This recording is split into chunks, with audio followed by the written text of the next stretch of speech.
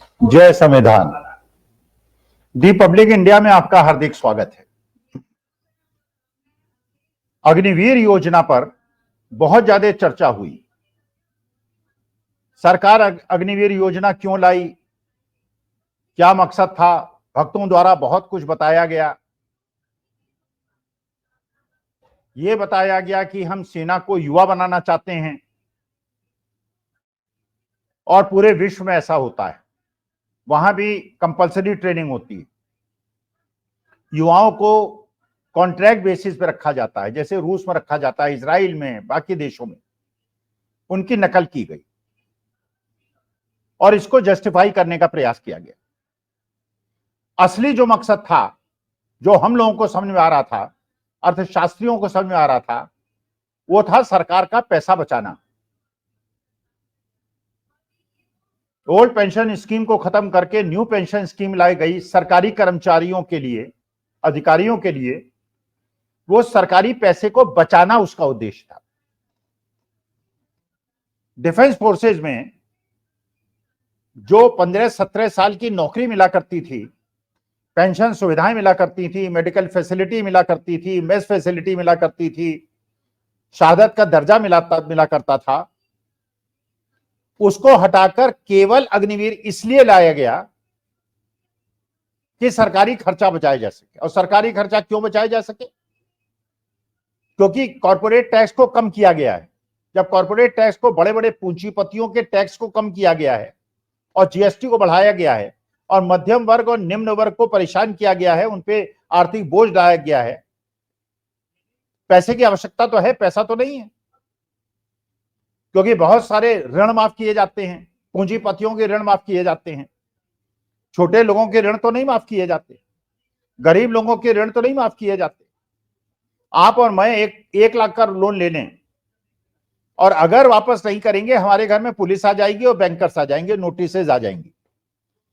आप 10,000 करोड़ का लोन ले लें और पूंजीपतियों के आप गिरोह में हो और राजनीतिक लोगों के संरक्षण में हो और मिल बांट के खाने की आपकी आदत हो, बैंकर से, पॉलिटिशियन से मिल बांट के खाने की आदत हो अगर आपकी, आप 5-10 हजार करोड़ में पैसा लूट कर देश छोड़ सकते हैं। सरकार आपको भागने में मदद करेगी और फिर विदेश चली जाइएगा। 7-8 साल होगा, रेड कॉर्नर नोटिस वापस ले लिया जाएगा और उसके बाद आप बैठ के वहां ऐश कीजिएगा।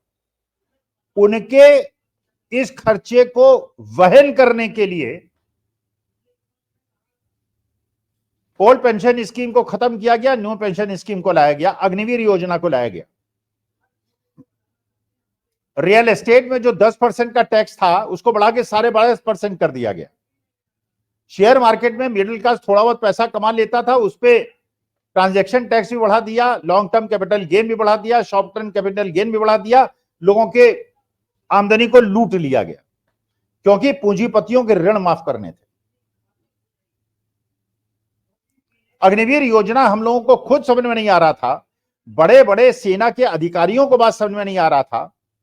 जनरल नरवणे, जो उस समय आर्मी चीफ थे, रिटायरमेंट के बाद उन्होंने एक पुस्तक लिखी। उस पुस्तक में उन्होंने उल्लेख किया कि उनसे तो कोई संदर्भ नहीं लिया गया था और जो कहा गया था वो सीआरपीएफ, वो बीएसएफ के लिए कहा गया था, आर्मी डिफेंस फोर्सेस के लिए नहीं कहा गया था। लेकिन उसको डिफेंस फोर्स पे लागू कर दिया गया। एक बच्चा 17 साल का जब 4 साल के लिए सेना में जाएगा, एयरफोर्स में जाएगा, नेवी में जाएगा, आर्मी में जाएगा, तकनीकी आजकल युद्ध कौशल का समय है, ट्रेनिंग की आवश्यकता है। और 17 साल का बच्चा कोई इंजीनियर और डिप्लोमा होल्डर तो होगा नहीं, वो तो इंटरमीडिएट पास होगा और यंग होगा।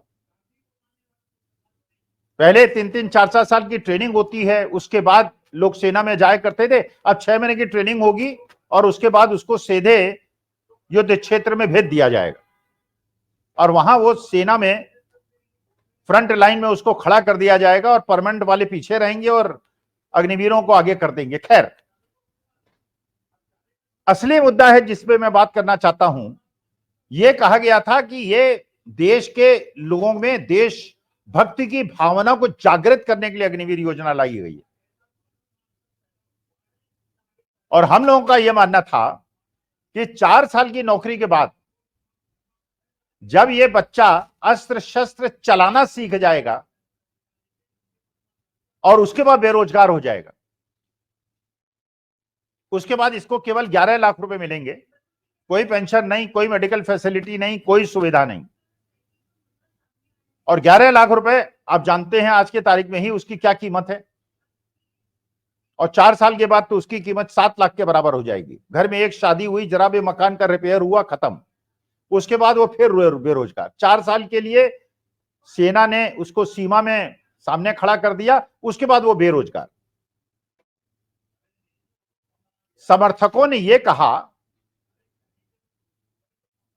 कि सेना में युद्ध कौशल से ध्वस्त आदमी जो है वो देश के लिए हितकारी हुआ। और हम लोग ये समझ रहे थे कि 4 साल का जिसको अभ्यास हो, जिसको आक्रमण की नॉलेज हो और डिफेंस की नॉलेज हो, युद्ध की रणनीति की नॉलेज हो, वो आदमी जब बेरोजगार होगा तो इस बात की संभावना है कि वो गुंडा मवाली बन जाएगा, वो डकैत बन जाएगा, क्योंकि उसका पैसा नहीं होगा, पैसे की लालसा होगी। आर्मी कैंप्स में उसने देखा होगा क्या सुख सुविधाएं होती हैं, क्या चीजें होती हैं। परमानेंट कमीशन वाले कैसे मेस में जाके दारू पीते हैं और मुर्गा खाते हैं, उसकी अपेक्षाएं होंगी, उसकी आकांक्षाएं होंगी। और उसके बाद जब वो गांव वापस आएगा बिना पैसे के, शादी होगी नहीं। 21 साल के बच्चे से कौन शादी करेगा, और जो बेरोजगार हो। तो हम लोग समझ रहे थे कि वो देश के लिए खतरा हो जाएगा, और वो देश के लिए खतरा सिद्ध हो गया। पंजाब का एक बालक, एक बच्चा जो अग्निवीर था 2022 में, जिसने अग्निवीर की तरह ज्वाइन किया था, वेस्ट बंगाल में पोस्टेड था। वेस्ट बंगाल से छुट्टी लेके वापस आ रहा था पंजाब। कानपुर में उसने असलहे खरीदे, पंजाब आया और अपने छोटे भाई और एक मित्र के साथ उसने डकैतों का एक गिरोह बना लिया, कार चोरों का एक गिरोह बना लिया, चोरी करना शुरू कर दिया अग्निवीर रहते हुए।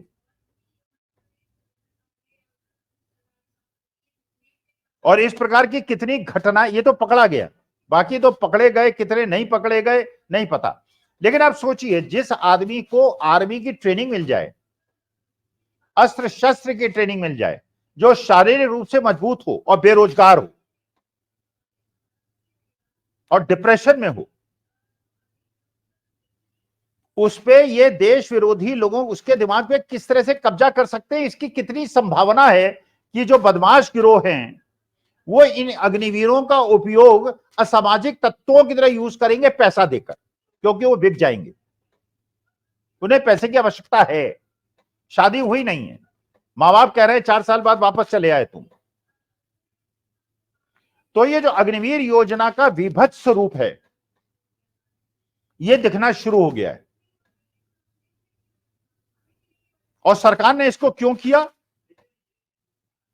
केवल हमारे देश के बच्चों की बेरोजगारी को बढ़ाने के लिए। पूरे हिंदुस्तान के अंदर कम से कम 80 लाख पद सरकारी खाली पड़े हैं,